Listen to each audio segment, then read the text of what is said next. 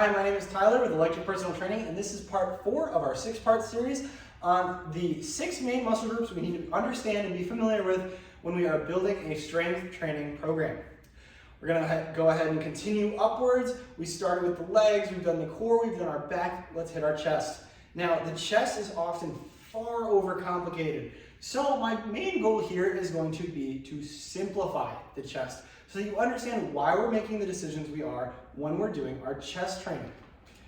Now, as we can see over here, we only have 2 separate heads to our pec major, which is really the muscle that we say is our chest. So the pec major has a clavicular head, which, as you may be able to guess, is attaching up at the clavicle, and a sternocostal head, which is attaching at the sternum and the costal cartilage. Now, we can usually simplify this by just calling it upper and lower chest. You can separate the sternal fibers from the costal fibers into the mid and lower chest, with the costal fibers being the lower chest. However, this isn't usually necessary unless you're in extremely advanced training. Now, the clavicular head I usually emphasize as a very important focal point for biasing, even if you're a beginner. And the reason for that is because it is stubborn to grow and extremely important for a very developed chest shelf, which really differentiates your chest from the rest of your upper body in popping it out. A good upper chest makes a good chest in general. Now, you need both a good upper and lower chest, but oftentimes the upper chest is a little more stubborn. The way we're going to change which parts of the chest we're working is by changing which angle we're moving our arms at. The arms are going to be coming in as the chest excels at shoulder adduction. We're adding to the body, we're bringing things towards the middle. So we're either pressing or we're flying. Those are our 2 main motions for our chest. Now, there's advantages and disadvantages to both. I usually like to program flies when we're earlier in the training, if you're more of a beginner, because it's more of an isolation movement. Now, you might feel your biceps or a stretch on your shoulders, but you have less moving parts. It's going to allow you to really squeeze the chest and feel what the chest really is. The chest is a muscle that's often hard to connect with if you're not used to lifting weights, because you're moving your arms to work your chest. Whereas with the legs, you're moving your legs to work your legs. With your arms, you're moving your arms to work your arms. Same with the shoulders, etc. The chest is very different. We're moving the arms to work the chest. So oftentimes it can be tough to connect with them.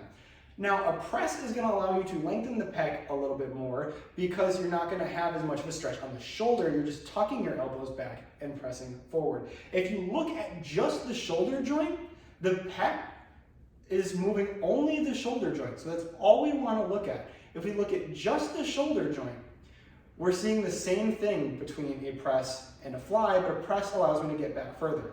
Now, a press is also going to incorporate elbow extension. It's a compound movement, so our triceps are going to be involved as well. Always something to consider whether you're programming flies or presses. When it comes to the 2 different parts of the chest, if we want to work that red part, that upper chest, we want to take the angle we're pressing at and move it up. So this can be done through an incline bench, although inclined to 30 degrees or less, to create an upwards pressing angle, or by taking cables and simply pressing upwards. We don't want to go too much on the incline, because the front deltoids love to work with the clavicular head of the pec, and if you get it too much of an incline, especially once you pass 45 degrees, you're going to be working more front delts, which is not what we're trying to do if we're trying to work the chest. Now, a lot of our pressing motions are also going to involve the front delts, but we want to make sure that the pecs are the major acting muscle. Now, as far as working the blue part, the lower chest, we're going to be doing more of a forward flat press, like a bench press, a flat bench press. I do recommend you stay away from the decline bench, as it doesn't really work this part of the chest any differently, but the instability and the awkwardness of the movement is going to reduce the amount of weight you're able to press, and it's going to reduce the effectiveness of the movement. If you really like decline, there's nothing wrong with it. There's just a lot of better options for the lower part of the chest. And like I said, a flat press is going to work the lower and mid parts of the chest plenty. You don't typically need to bias the lower chest unless you really feel your lower chest is lacking. This makes it easier to program the chest because you really only have 2 things you need to hit. If you find yourself truly in need of biasing the lower chest, The best way to do so is with high to low flies and not with the decline bench. You need a very vertical line of pull to be able to work the costal fibers. And one of the best ways to do this is to reverse a lateral raise, take your high-low flies, flip them forward into the scapular plane, and pull in towards your body to get the lower chest. This isn't something you typically need to work in, but if you're truly a really advanced trainee and you're finding issues with your lower chest, this is a great way to work them. I always am going to recommend, though, you stick away from the decline bench.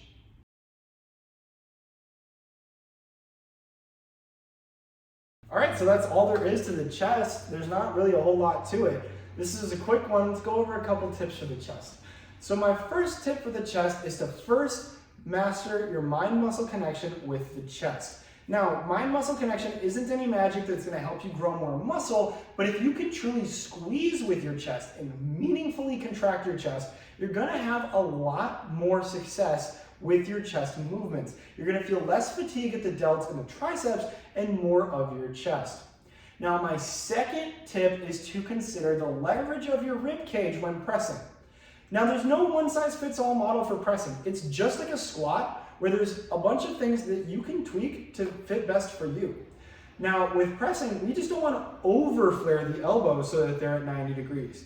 You want to find a spot that's natural for you, but usually over-flaring is going to put too much stress on the shoulders and reduce the leverage your pec has off your rib cage to actually press. You might find you can press slightly more weight by bringing the elbows in, which is going to help the pecs squeeze more and get more out of the movement.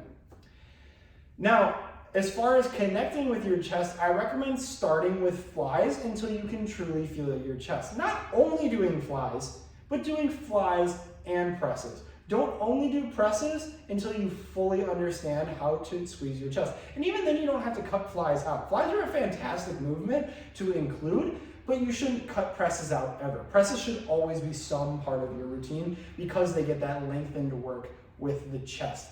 Now, another tip for the chest, because we're going to do so much pressing, is your equipment choice. So you have a lot of options when it comes to equipment. A lot of your presses are either going to involve a barbell or a dumbbell or a machine, but since we're focusing on bringing the elbow towards the middle of the body, we want to converge as much as possible. And what that means is coming towards the midline of our body here. So the advantage of dumbbells is that we can press and come together at the top and get more of a contraction of the pecs. Now the barbell is going to have more stabilization, so you're going to be able to push a little more weight. So it's really up to you to decide which one is more important to you. But the nice thing about converging presses and dumbbells is that you can add that convergence to add just a little bit of range of motion that can make a bit of a difference. I encourage you to take that into account when you're doing your flies as well, and not stopping here, but crossing. Not stopping here, but crossing to get as much of a contraction out of the pecs as you can. And that's about going to wrap it up for this one. Thank you so much for watching. If you like this content and want to see more fitness content from EPT, go ahead and subscribe here for more videos, as well as on Facebook and Instagram at EPT Evanston. And if you haven't already, check out our free fitness tracking app on the App Store for free, available now.